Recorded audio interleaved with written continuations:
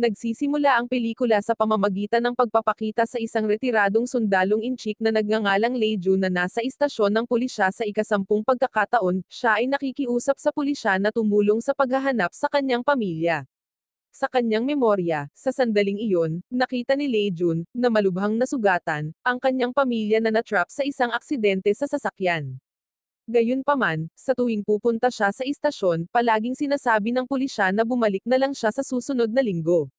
Sa kanyang pag-uwi sakay ng bus, palaging hinihiling ni Lei Jun sa driver na ihatid siya pabalik sa lungsod kinabukasan. Tila, 10 taon na ang nakalipas mula nang pabalik-balik si Lei Jun sa lungsod para hanapin ang kanyang pamilya, ngunit wala pa ring resulta. Kaya, nagsabi ang driver ng bus na kung siya ay isang pulis, siya ay mapapagod at maiinip sa paghawak ng kasong ito dahil maraming taon na ang lumipas. Sa makatuwid, iminumungkahi ng driver na tanggapin ni Lei Jun ang katotohanan at itigil ang paghahanap dahil malamang napatay na ang kanyang pamilya. Gayunpaman, tumugon lamang si Lei Jun sa pamamagitan ng pagbanggit na ang kanyang anak ay may pulang birthmark sa kanang bahagi ng kanyang leeg. Kinabukasan, pagkatapos magising mula sa kanyang pagtulog, ipinagpatuloy ni Lei Jun ang kanyang pang-araw-araw na gawain sa paglilingkod sa mga customer sa kanyang convenience store. Ang convenience store din ang nagsisilbing tirahan niya, na matatagpuan sa isang komunidad ng Chinese village sa isang liblib na banyagang bansa. Di nagtagal, dumating ang isang pulis na nagngangalang Tainan upang bumili ng inumin at hiniling sa kanya na turuan siya ng martial arts, ngunit hindi tumugon si Lei Jun.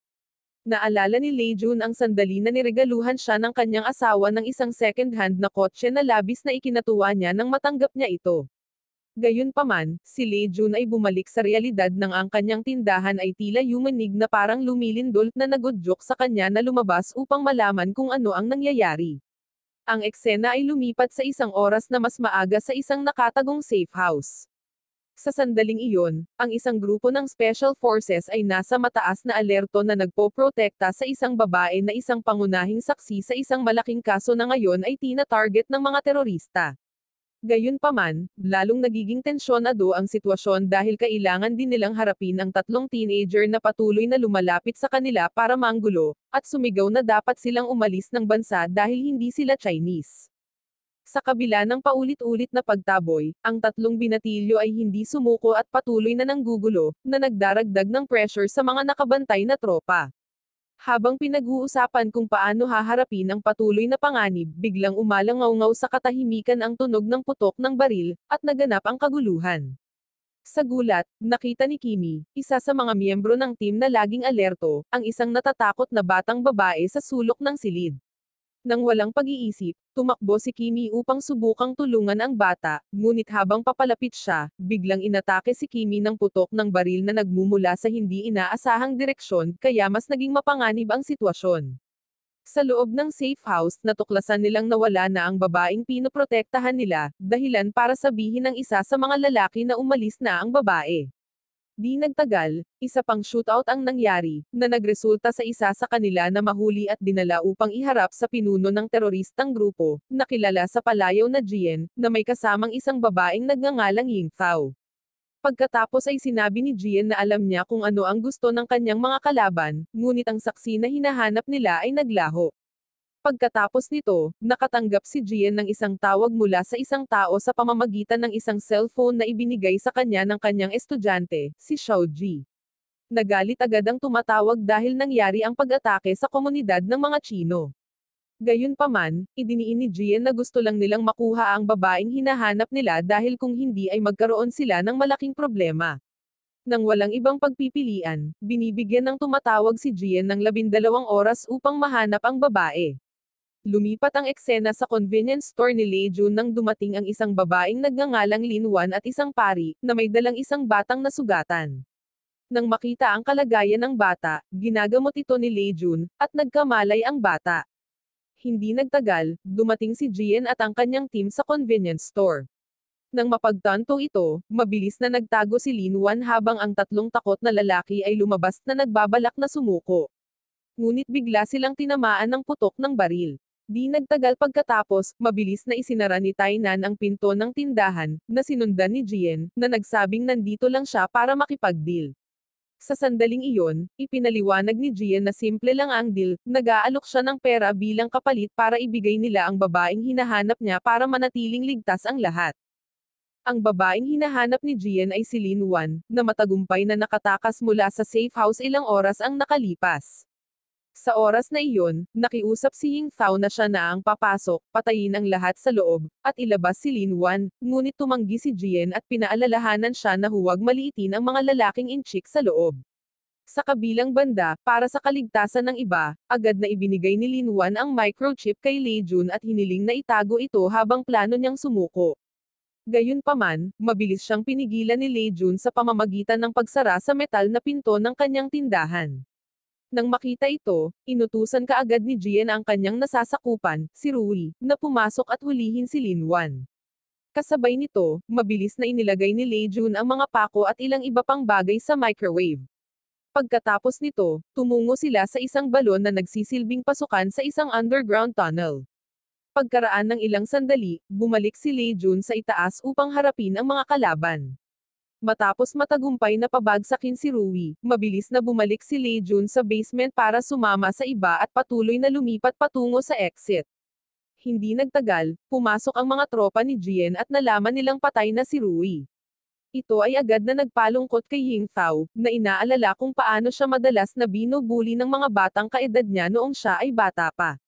Sa kalaunan, inaliw ni Jian si Ying Thao, tiniyak sa kanya na mula ngayon, hindi na niya kailangan pang matakot dahil magiging ama niya siya at wala nang maglalakas loob na mangbuli sa kanya. Samantala, binigyan siya ni Rui ng matamis na seresya at hiniling na kainin niya ang mga ito. Dahil sa labis na emosyon, nagsusuot si Ying Thao ng tela na karaniwan niyang ginagamit upang takpan ang kanyang mukha, na malinaw na nagpapakita ng galit at paghihiganti. Pagkatapos ay kumilos siya upang habulin si Lei Jun. Nang makitang mabilis na umalis si Ying Thao, nakaramdam ng pag-aalala si Jian at agad niyang inutusan ang kanyang mga tropa na samahan siya, na gustong matiyak ang kanyang kaligtasan. Gayunpaman, si Jian ay mahigpit na pinagbawalan ni Xiao Ji na pumasok sa tunnel, na nagsasabi na siya lamang ang papasok habang si Jian ay dapat manatili lamang sa labas. Sa seryosong tono, idinagdag ni Xiao Ji na 7 oras na lang ang natitira, at sa mabilisang sitwasyong ito, dapat manatili si Jian upang subaybayan ang sitwasyon at planuhin ang mga susunod na hakbang. Ang matatag na paninindigan ni Xiao Ji ay nagpapakita na handa siyang makipagsapalaran para sa kaligtasan ng iba. Kahit nahihirapan si Jian na pakawalin siya, alam niyang para sa ikabubuti ng team ang desisyon ni Xiao Ji. Nang marinig ang ingay ng mga kaaway na pumapasok sa tunnel, hinimok ni Lei Jun ang iba na magpatuloy habang siya ay nananatili sa likuran upang harapin ang mga kaaway. Habang nawalan siya ng malay, naalala ni Lei Jun ang sandaling binigyan siya ng kanyang anak ng relo bilang paalala ng oras at alarma kung sakaling makatulog siya ng hindi inaasahan. Ang alarma mula sa relo ay tuluyang gumising sa kanya mula sa kanyang pagkahimatay, at mabilis na sinundan ni Lei Jun ang iba. Sa kabila nito, natagpuan nila ang kanilang mga sarili na nakulong habang ang bakal na pinto ay nakakandado mula sa labas. Samantala, si Jian ay nakatanggap ng mga ulat na ang tunnel ay gumuho at ang daanan ay naharangan ng mga debris. Nag-uumapo sa emosyon, inutusan ni Jian si Xiao Ji at ang kanyang koponan na pumasok at hanapin si Lei Jun. Bumalik kasama si Lei Jun, na nakulong pa rin sa loob, at nagsimulang ipagdasal ng pari ang mga nakamaskara na terorista na namatay. Nagudyok ito sa iba na magtanong kung bakit ipinagdarasal ng pari ang gayong masasamang tao. Ipinaliwanag ng pari na karamihan sa mga nagsusuot ng maskara ay napakabata pa. 3 taon na ang nakalilipas, sila ay mga batang palaboy lamang na pumupunta sa simbahan tuwing linggo upang makakuha ng libreng tinapay. Noong panahong iyon, tinuturuan sila ng pari na magbasa bawat linggo. Makalipas ang ilang buwan, bumalik sila, iba ang pananamit at nakasuot ng maskara, humihingi ng karagdagang libreng tinapay. Sa kasamaang palad, hindi matugunan ng simbahan ang kanilang mga pangangailangan. Nang anyayahan sila ng pari na magdasal, tinanong nila kung tatanggapin ba ang kanilang mga panalangin kahit na sila ay mga mamamatay tao. Ikinalungkot din nila na hindi na mababago ng mga tao sa lugar na iyon ang kanilang kapalaran. Sa pagbabalik kay Lei Jun, naalala niya ang sandaling siya ay malubhang nasugatan at nakamasid lamang mula sa malayo habang ang kanyang pamilya ay nasusunog sa isang sasakyan, na walang magawa. Sa wakas, nagkamalay si Lei Jun at nakita niya si Lin Wan na nasa kanyang tabi. Pagkatapos ay hiniling ni Lin Wan kay Lei Jun na isecure ang microchip na dala niya, dahil naglalaman ito ng lahat ng record ng pinakamalaking organisasyong kriminal sa Southeast Asia. Bukod pa rito, ang microchip ay may laman na 3 bilyong dolyar na electronic currency, na siyang target ng masked group na humahabol sa kanila. Ibinunyag din ni Lin Wan na minsan siyang miyembro ng masked group, isang organisasyon na nag-recruit ng mga ulilang bata para gawing miyembro ng kanilang organisasyon. Gayunpaman, mas maswerte siya kaysa sa karamihan dahil ang kanyang mga kasanayan sa computer ay nagpapahintulot sa kanya na mabuhay ng hindi na kailangang lumaban. Salamat sa kanyang kadalubhasaan, na-promote si Lin Wan bilang pinuno ng IT department at binigyan ng access sa mga lihim na file. Sa hindi inaasahang pagkakataon, nadiskubre niya na ang mga bata sa organisasyon ay naging ulila dahil sa mga kaguluhang ginawa ng parehong grupo. Determinado na kumilos, si Lin Wan ay gumugol ng 3 taon sa paghahanda upang nakawin ang chip bago tuluyang makatakas. Kumbinsido siya na masisira lang ang organisasyon sa tulong ng labas, kaya naman hiniling niya kay Lei Jun na kunin ang chip. Sa hindi inaasahan, agad na tumanggi si Lei Jun, iginiit na lalabas silang lahat ng buhay. Hiniling niya kay Lin Wan na siya mismo ang magdala ng chip. Sa kanilang pag-uusap, isang malamig na hangin ang biglang pumasok sa madilim at makitid na lagusan, na nagpatigil sa kanilang lahat. Mabilis na napagtanto ni Tainan na kung pumapasok ang hangin, dapat mayroong isang paraan palabas sa isang lugar. Sa panibagong pag-asa, sinimulan ni Tainan at ng grupo ang paghahanap kung saan nanggaling ang simoy ng hangin. Sa kalaunan, natuklasan nila ang isang seksyon ng pader na mukhang marupok at bahagyang naiiba sa iba. Maingat, sinimulan nilang sirain ang pader, nagtatrabaho ng walang pagod upang lumikha ng isang puwang na sapat na lapad. Pagkatapos ng matinding pagsusumikap, sa wakas ay nagtagumpay sila sa pagsira ng pader na nagsiwalat ng daan palabas. Samantala, nakahanap si Jian ng mapa na nagpapakita ng potensyal na ruta palabas ng tunnel. Napagtanto ang kahalagahan ng impormasyong ito, hindi nagaksaya ng oras si Jian at inutusan kaagad ang kanyang koponan na maghanda para sa pagkilos. Inutusan ni Jian ang kanyang koponan na kumilos ng mabilis patungo sa exit na minarkahan ng mapa. Umaalingaw-ngaw sa lagusan ang tunog ng kanilang mga yabag habang nagmamadaling sumunod sa kanyang mga utos, hindi pinapansin ang pagod at takot na kanina pa bumabagabag sa kanila. Sa panibagong espiritu at pag-asa, nararamdaman ni Jian ang isang malaking responsibilidad na tiyakin ang kaligtasan ng kanyang koponan. Sa eksaktong 5 AM, nakahanap sila ng exit sa pamamagitan ng air duct sa tunnel tower. Nagpahayag ng pasasalamat si Tainan nang makalanghap sila ng sariwang hangin. Gayunpaman, biglang sumiklab ang putok ng baril. Matapos matagumpay na maalis ang isang sniper ng kaaway, mabilis silang umalis sa lugar. Di nagtagal, dumating si Jian at ang kanyang koponan sa lokasyon. Tumingin si Xiao Ji sa paligid ngunit wala siyang nakita. Nang sumulyap siya sa malapit na bodega, napagtanto niyang ligtas na nakarating si Lei Jun at ang iba pa sa loob. Napagtanto na hahanapin sila ng mga kaaway sa bodega, iginiit ni Lei Jun na kunin ni Tainan ang iba para masecure ni Lin Wan ang chip. Bagamat sa una ay tumanggi sila, ngunit hinikayat sila ng determinasyon ni Lei Jun na umalis na iniwan siyang mag-isa. Hindi nagtagal ay nakatanggap si Xiao Ji ng ulat na dumating na ang kanyang mga tauhan sa bodega upang hanapin ang kanilang kaaway. Matapos pabagsakin ang mga kalaban, kinuha ni Lei Jun ang isang communication device at nakipag-usap kay Xiao Ji, na nagsabi sa kanya na naghihintay siya. Sa pagsapit ng 5:50 AM, nakarating si Xiao Ji at ang kanyang mga tauhan sa lokasyon. Nagkalat sila at maingat na hinahanap si Lei Jun ngunit sa halip ay nahanap nila ang kanilang mga namatay na kasamahan. Habang nagsasama-sama, napansin nila ang isang laruan na kuneho, na nag-trigger ng pagsabog. Habang naglaban ang dalawa sa lupa, at sa sandaling iyon, tumunog ang alarm sa relo ni Lei Jun, dahilan para pumunta ang kanyang atensyon sa birthmark sa kanang bahagi ng leeg ni Xiao Ji.